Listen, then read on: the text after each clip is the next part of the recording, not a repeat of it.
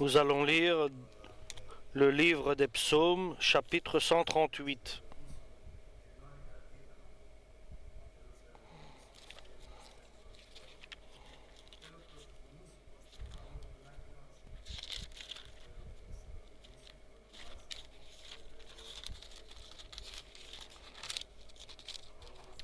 Je veux te louer de tout mon cœur. Seigneur, je veux te louer de tout mon cœur devant les puissances du ciel. Je veux te célébrer par mes chants et m'incliner face à ton sanctuaire. Ô Dieu qui es présent, je veux te louer pour ta fidélité, pour ta fidèle bonté, car tu as fait plus que tenir ta promesse, plus que l'on attendait de toi. Quand je t'ai appelé, tu m'as répondu.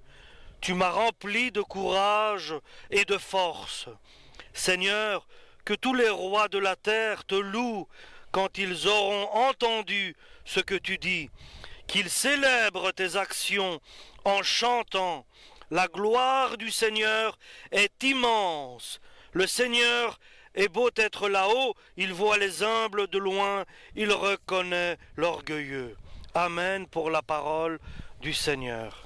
Chapitre 138. Nous remercions Dieu. Dieu ouvre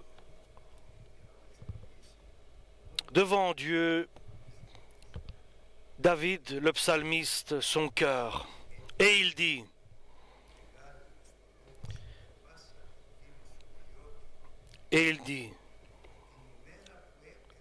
le jour où j'ai crié, où je t'ai appelé, le jour de mon épreuve, le jour de ma souffrance et de mon désarroi, de mon désespoir, je n'ai pas cherché à trouver de l'aide de personne, une main humaine qui m'aide, mais j'ai appelé vers toi, j'ai crié vers toi, car il est écrit, criez vers moi, criez vers le Seigneur, et il répondra, et il donnera les secrets. Il répondra. Il est important, chers frères et sœurs, de savoir que lorsque nous approchons de Dieu, non seulement il nous écoute, et il est puissant d'accomplir ce que nous demandons et ce que nous désirons, selon sa volonté. Et il y a cette force qui agit en nous pour crier vers Dieu. Dieu fait plus de ce que nous pensons et demandons. David ici est reconnaissant devant Dieu parce que lorsqu'il a crié à Dieu dans sa faiblesse, Dieu l'a entendu. Dieu lui a donné de la force et de la puissance pour qu'il puisse résister et tenir. Et c'est ainsi que Dieu agit. Dieu intervient et résout les problèmes que nous avons, mais il intervient en nous donnant de la force et de la puissance pour pouvoir tenir et résister et endurer et recevoir de Dieu toutes les promesses qu'il a faites pour nous. Et il agit selon qu'il fait plus de ce que nous demandons ou pensons. Donc, ici, David est reconnaissant devant Dieu. Dieu l'a entendu et il a glorifié Dieu, David. Tout le monde sait que Dieu est amour, il est tout puissant, il est bon, il est patient, il pardonne. Il aime le pécheur lorsqu'il se repent. Alléluia. Et David, je sais tout cela, ce qu'est Dieu. Et lorsque j'ai crié vers mon Seigneur, ce que j'ai vu, ce qui m'a étonné, c'est la puissance de ta parole. Ta parole est comme un marteau qui brise la pierre. Alléluia. Et la puissance de Dieu, la parole de Dieu est puissante. Et David, par le Saint-Esprit, il prophétise, et ce que l'apôtre Paul nous dit aussi, que la parole de Dieu grandit dans la vie de l'homme, de l'être humain. D'abord, par la foi en Dieu, car il donne le salut. Et deuxièmement, Dieu, par sa parole, révèle à l'homme sa justice, ce qu'il doit faire, ce qu'il ne doit pas faire, comment il doit se comporter. La parole de Dieu révèle sa justice pour que l'être humain, à partir de là, puisque l'évangile soit révélé à l'homme, à l'être humain, donc sa justice, sa volonté soit révélée, l'homme vit un chemin de bénédiction, un parcours de bénédiction, il avance de foi en foi, il grandit sa foi et il bénéficie la bonté et la vérité de Dieu, comme David ici. Et par expérience, David a vécu tout cela. Alléluia. Et c'est pour cela qu'il glorifie notre Dieu. Personne ne peut glorifier Dieu si Dieu ne s'est pas révélé à lui. La glorification à Dieu ne peut pas être théorique parce qu'elle va s'éteindre. Une glorification, c'est quelque chose qui est une expérience personnelle. Je vais me confesser de tout mon cœur et je vais te louer devant toi, Père, et devant tout le monde. Je vais annoncer ton nom et je vais te glorifier devant tous et je vais me mettre à genoux à tes pieds.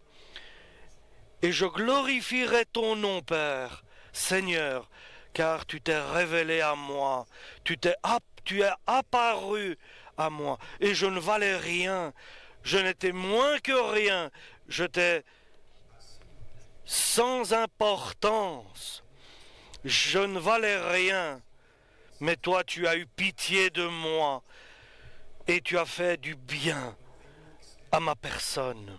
Et je ne connaissais pas, je ne savais pas qui tu étais et ce que je devais faire. Et toi, tu t'es révélé et tu m'as donné la vérité, ta parole qui est la vérité, ta volonté qui est la vérité. Alléluia.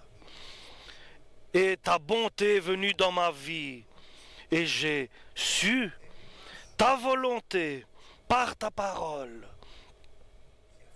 C'est pour cela, lorsque j'ai crié, tu m'as entendu, tu m'as écouté, tu m'as donné de la force, de la puissance dans mon âme pour que je puisse continuer ce chemin qui mène à la vie éternelle, à la Nouvelle Jérusalem. Chers frères et sœurs, l'important, c'est que Dieu réponde lorsque nous l'appelons. L'important, c'est que Dieu répond à nos prières et qu'il nous donne de la force et de la puissance pour que nous puissions continuer le chemin.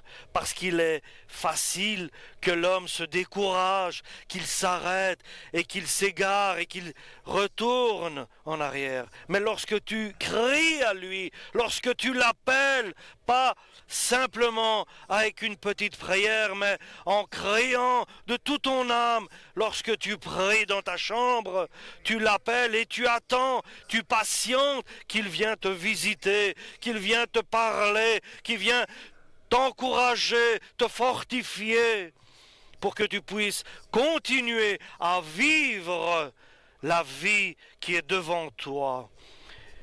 et ce que Dieu a préparé pour chacun de nous sur le parcours devant nous. L'important, c'est de continuer, pas avec notre logique, pas avec notre pensée, ou notre réflexion, ou notre désir, mais par la bonté de Dieu et la volonté de Dieu qui est la vérité.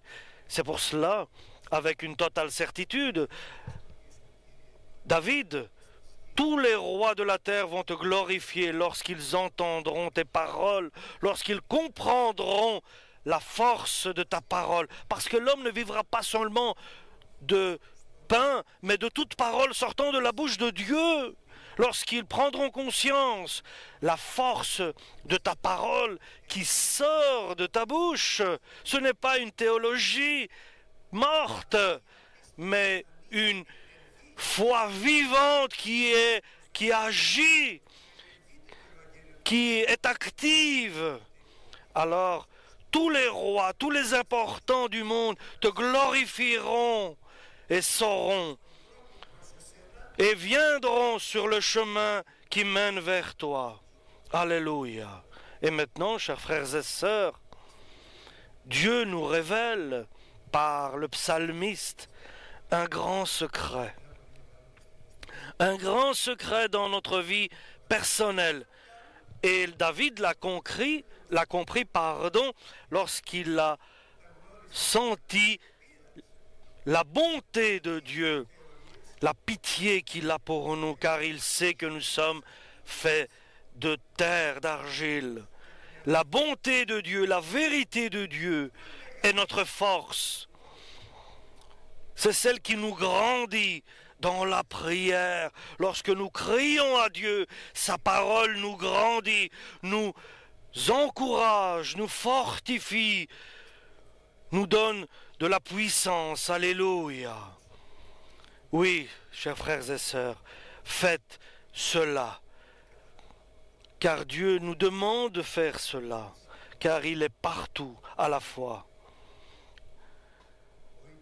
Il est le Tout-Puissant, le Très-Haut, il est partout et il prend soin et il observe celui qui a le cœur humble, qui vit dans l'humilité. Alléluia. Que Dieu est le Tout-Puissant. Alléluia. Il est le Très-Haut. Il est éternel. Il n'y a rien qui est au-dessus de Dieu. Il est l'éternel, le suprême. Alléluia. Tout est entre ses mains. Tout lui appartient. Toute la création est à lui, le Tout-Puissant, le Créateur. Il voit avec bienveillance le cœur de l'humble, de celui qui marche dans l'humilité. Et il reconnaît. Et il sait très bien, notre Créateur, il sait celui qui est arrogant et l'orgueilleux. Alléluia. Oui, Dieu lit dans notre cœur. David dit, moi j'ai appris, et la parole de Dieu nous enseigne à se rabaisser, à s'humilier devant Dieu, notre Créateur. Pas une fois, mais chaque fois. Se rabaisser devant le Tout-Puissant. Et autant nous nous rabaissons, Dieu nous élève. Alléluia. Et le diable va se lever contre nous, mais Dieu va le chasser. Lorsque toi tu te rabaisses, quand toi tu te rabaisses pas, Dieu est avec toi. Il est important que tu diminues et ainsi l'ennemi s'en va. Dieu le chasse, car c'est lui qui prend ta défense. Apprends à te rabaisser et toujours plus bas, sachant que cela fait que le diable s'en va. Avec comme conséquence, Dieu va étendre sa main puissante contre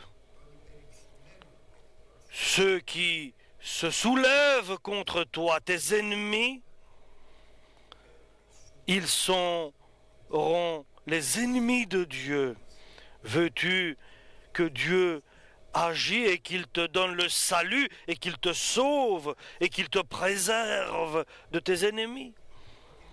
La première chose est, dit David, c'est lorsque j'ai crié, il m'a donné de la force et de la puissance dans mon âme pour que je puisse me tenir debout et avancer et continuer.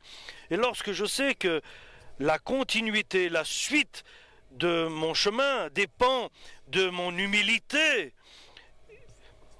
de la manière dont je me comporte, donc d'être dans l'humilité, d'être humble devant Dieu, se rabaisser devant Dieu. Alléluia! Dieu sera notre protecteur, notre sauveur, notre libérateur. Alléluia! Il donnera son salut à nous. Et autant tu te rabaisses devant Dieu, tu trouves grâce à ses yeux. Et tes ennemis seront chassés, et Dieu changera leur cœur, et tu trouveras grâce même devant tes ennemis. Et Dieu et nous sommes un.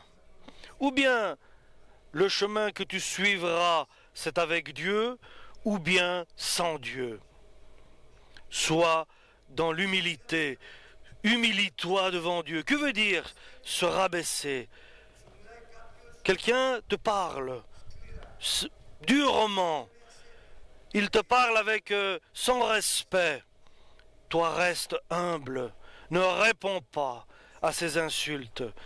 Dieu pourra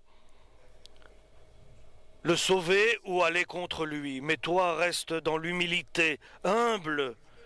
Pas avec des paroles, mais avec une vérité, une sincérité. Jésus dit, apprenez que je suis humble de cœur, nous dit Jésus. La vérité, être humble, si tu te mets en colère et tu te disputes, si ton cœur se soulève et est rempli de colère, non, alors tu grandis. Alors, ce n'est pas de l'humilité, cela.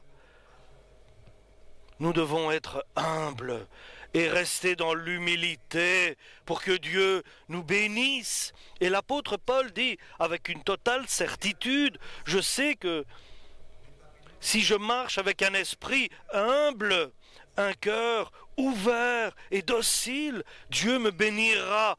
Dieu étendra sa main, il me bénira et il me sauvera. Et si mon ennemi se soulève, tu étendras ta main contre la colère de mon ennemi. Oui, Dieu est celui qui se venge pour nous.